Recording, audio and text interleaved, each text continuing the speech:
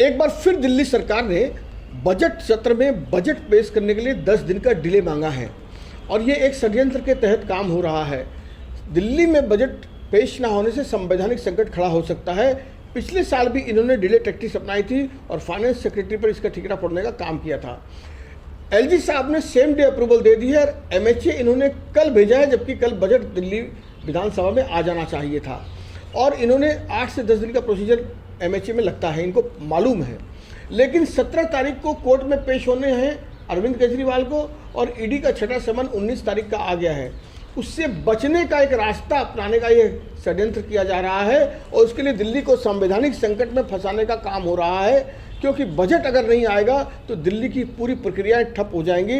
ये सरकार अपने मुख्यमंत्री को बचाने के लिए, अरविंद केजरीवाल अपने आप को बचाने के लिए इस प्रकार का षड्यंत्र कर रहे हैं। इनको डर है कि ये गिरफ्तार हो जाएंगे, क्योंकि इन्होंने अपराध किया है, पाप किया है, भ्रष्टाचार किया है, दिल्ली के जेब पर डाका डाला है और इसी के कारण से इनके मन में चोर है, ये डरे हुए हैं और ये षड्यंत्र करके दिल्ली वालों को फंसा रहे हैं। ये बेहद शर्मनाक है। अरविंद केजरीवाल और उसकी सरकार बचने वाली नहीं है।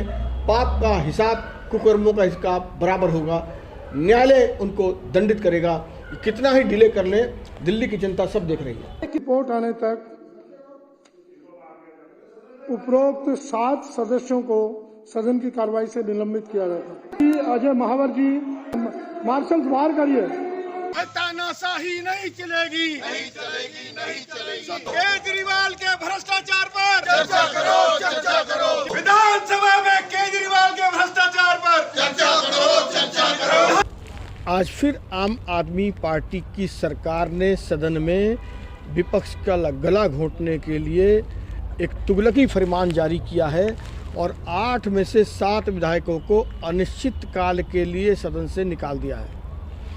अब ये तुगलकी फरमान के पीछे कारण ये बताया गया है कि हमने उप राज्यपाल जी के भाषण के दौरान उनकी अवमानना की, जबकि दिल्ली सरकार के जो झूठ थे, चाहे वो अंडरपास हो आईटीओ का, उन्होंने क्रेडिट लेने की कोशिश की। हमने बताया कि ये केंद्र सरकार ने बनाया है। दिल्ली के 72 लाख लोगों को राशन दिल्ली सरकार नहीं केंद्र सरकार दे रही है। दिल्ली की अन्य परिवहन व्यवस्थाएं जितनी भी हैं, 1500-1600 बसें केंद्र सरकार ने दी है। उनके झूठ को उजागर करने का काम हमने किया और जिसका हमें यह प्रतिफल मिला कि हमें मार्शल आउट तो कल किया ही गया, आज अनिश्चित काल के लिए निकाल दिया गया। एक बात तो साफ है, हमारे 8 उनके 60 पर भारी हैं और वो डरे हुए, उनका फ्रस्ट्रेशन बोल रहा है कि उन्होंने ये कदम उठाया है।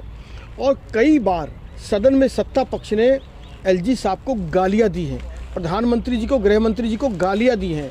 क्या एलजी साहब का अपमान तब नहीं था जब मुख्यमंत्री केजरीवाल ये कह रहे थे, कौन एलजी, कहाँ से आया ये एलजी, कौन है ये एलजी, इसी सदन में कह रहे थे? क्या तब एलजी साहब का अपमान अरविंद केजरीवाल नहीं? सदन में तख्तियाँ दिखाई हैं, वेल में आकर भी एलजी के खिलाफ उन्होंने तख्तियाँ लिखी हैं और बोली है और गालियाँ दी हैं, फ्लैक्स लटकाया है पूरे सदन के अंदर। क्या किया स्पीकर साहब आपने? एक भी विधायक को सत्ता पक्ष के आपने दंडित करने का काम नहीं किया। और आज सत्ता पक्ष की आवाज़ को दबाने के लिए जो जनहित की आवाज़ है, जो दिल्ली वालों की आवाज़ है, आपने अनिश्चित काल के लिए मार्शल आउट कर दिया। तो ये आप लोगों का फ्रस्ट्रेशन दिखा रहा है, किस प्रकार आप लोग डरे हुए हैं, किस प्रकार आप झूठ परोसते हैं और सच का सामना करने के लिए तैयार नहीं हैं। आज भी जब दिलीप पांडे जी ने और संजीव झा जी ने बात रखी तो हमने खड़ा होकर आपसे कहा था कि हम भी इस पर अपनी बात रखना चाहते हैं, उसके बाद आप वर्डिक्ट दीजिए। लेकिन आपने हमारी एक नहीं सुनी, मनमाना फैसला सुनाया है। हम जनता के दरबार में भी जाएंगे, कोर्ट में भी जाएंगे और सदन में भी आवाज़ उठाएंगे, लगातार दिल्ली की जनता की आवाज़। तो ऐसे ही तमाम खबरों के लिए आप सभी बने रहिए हमारे साथ और देखते रहिए बिहार उज्जवल न्यूज। अब तक हमारे YouTube चैनल को सब्सक्राइब नहीं किया है तो जल्दी से सब्सक्राइब कर लीजिए। फेसबुक पेज को भी फॉलो कीजिए। वीडियो पसंद आए तो खूब लाइक कीजिए, शेयर कीजिए, कमेंट कीजिए। वीडियो देखने के लिए आप सभी का धन्यवाद।